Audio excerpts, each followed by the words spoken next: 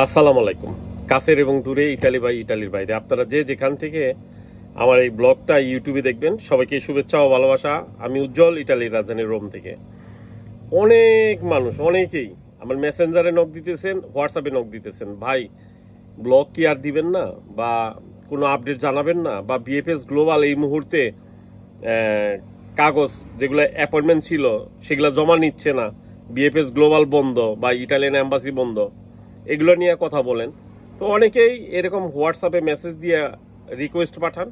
তো আমার WhatsApp number তো সবার কাছেই নাই, অনেকেই আসলে জানতে চান। এইটার জন্য আজকে ছোট্ট একটা ব্লগ। মন ভালো না, তারপরও চেষ্টা করতেছি আপনাদের কাতারে দাঁড়ানো।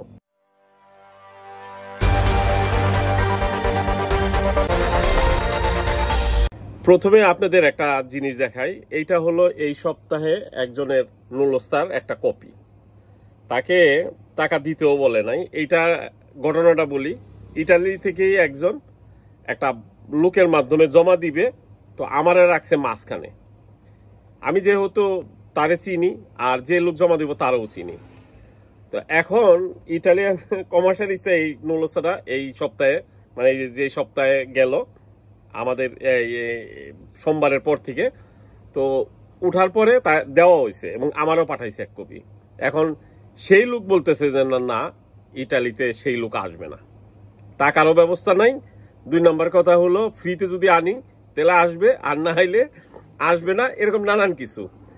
এখন আমি সেখানে মাঝখানে থাইকা এমন দোষ করছি, সেই লোক যার মানে যে উঠাই দিছে নলস্তা বা কমার্শিয়ালিস্টটা, সে বললো দায়ী আমি, কারণ লোক ভালো না। মাঝখানে থাকলে মানুষের কি বিপদ। তো যাই হোক, সমস্যা কাইটা যাবে। নাম হলো বিল্লাল হোসেন, গাজীপুর। যে কথা বলছিলাম, ইটালিতে এই সপ্তাহে মোটামুটি টুকটাক কাগজ উঠছে, 2023 সালের কাগজ উঠছে, এবং রোমে থেকে উঠছে, তারপরে বিভিন্ন ছোট ছোট জায়গা থেকে উঠছে, স্পন্সারও উঠছে কিছু। এবং যে কাগজটা দেখালাম সেটা হলো স্পন্সার, এবং টুকটাক কাগজ উঠছে। এবং 2024 সালের কাগজ স্পন্সার এবং এগ্রিকালচার দুইটাই খুব কম পরিমাণ, কিন্তু ইটালির ছোট ছোট শহর থেকে উঠছে। তো আসলে বাংলাদেশের অবস্থা খারাপ, আর ইটালিতেও এই মুহূর্তে কাগজ উঠলে একটু ওয়েট করতে হয় যে পরবর্তীতে কোনো নোটিফিকেশন আসে কিনা। তো উঠছে, কিছু কাগজ উঠছে, বন্ধ হয় নাই। এবং এই সপ্তাহে, যে সামনের সপ্তাহেও কাগজ উঠবো, এবং আগস্টে যাইয়া কাগজ উঠা বন্ধ হবে, যদি উঠে খুব সামান্য পরিমাণ উঠে। বিএফএস গ্লোবালে যে এই যে বাংলাদেশের পরিস্থিতির জন্য প্রায় 10 দিন ধরে বিএফএস গ্লোবাল বন্ধ, নোটিশ ছাড়াই বন্ধ।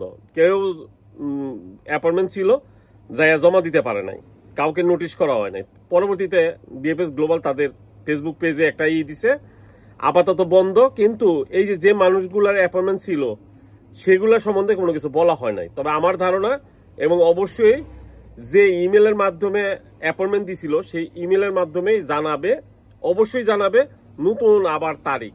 তাতে বাংলাদেশ যদি আগামী 28 তারিখ, মানে আগামী রবিবারের পরে বাংলাদেশ ভালো হয়, কোনো কারফিউ না থাকে, কোনো ঝামেলা না থাকে, যদি বিএফএস গ্লোবাল খোলার পরেই যে অ্যাপয়েন্টমেন্টগুলো চলে গেছে সেগুলা নিয়ে চিন্তার কিছু নাই, নতুন করে আবার অ্যাপয়েন্টমেন্ট দিবে। আর সামনে অবশ্যই নতুন আরেকটা আপডেট আসবে বিএফএস গ্লোবালের, যারা পাসপোর্ট কালেক্ট করবেন বা জমা দিবেন, সবকিছুর জন্যই। তো অপেক্ষা করতে হবে, ধৈর্য ধরতে হবে। ভালো থাকবেন সবাই, দোয়া করবেন। আসসালামু আলাইকুম।